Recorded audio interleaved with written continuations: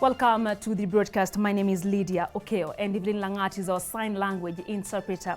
Now, polling stations in Kibra Constituency have witnessed a low turnout of voters in the by-election that has been conducted in 5 wards. Despite the low number of voters, voting in some polling stations was marred by chaos and fracases as voters' bribery defined the situation. Now, Chris Sambu kicks off our bulletin tonight with that report. On Thursday, and all was set for the Kibra by-election, with voters turning out to elect the leader of their choice. Every supporter armed with a national identification card, ready to cast their vote in Kibra constituency. With the constituency having over 100,000 registered voters in different polling stations, the number of voters that turned up for the exercise was way below the bar.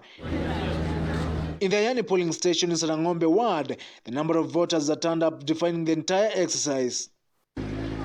In the old Kibra polling station in Makina ward, the situation was not far different, with a low voter turnout, voter bribery taking the better part of the exercise. For this man, things turned out to be worse, arrested and punished for allegedly bribing voters.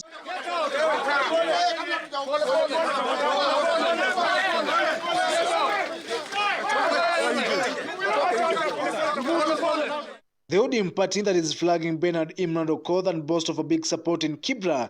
Leaders in the party came out to condemn the Jubilee Party members of voter bribery, the Orange Party expressing concern over votes rigging.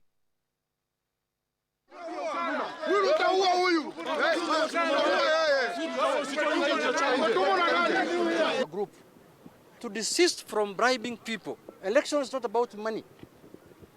Election is not about bribing people. You can import supporters, you can import youths the way you do, you can do anything.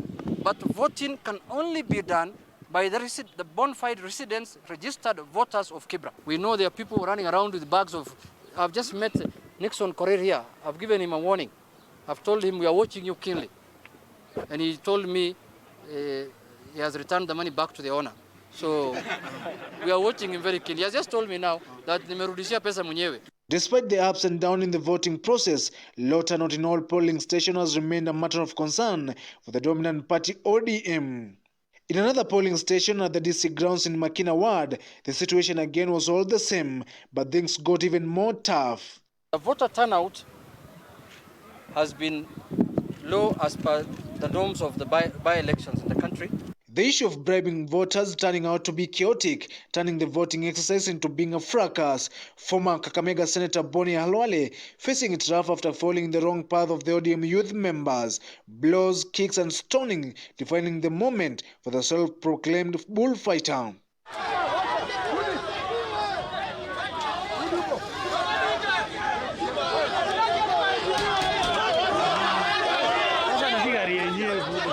The grounds turned to be more chaotic as anti-riot police officers came into the rescue of the situation. With the officers armed to the teeth, it was all to be a tough ruckus moment.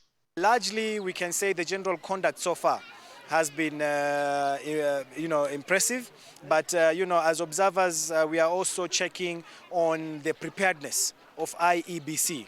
As you are aware, in 2017, the presidential elections were nullified, and the repeat elections had one of the main opponents boycotting. So as Kenyans, we've not been in a position to confirm whether IEBC is truly prepared. The Kibra by-election attracted 24 aspirants, with each one of them confident of a win. And even as the by-election begins tallying of the votes, it will prove a political mileage for the winning party. Chris Sambu, KUTV.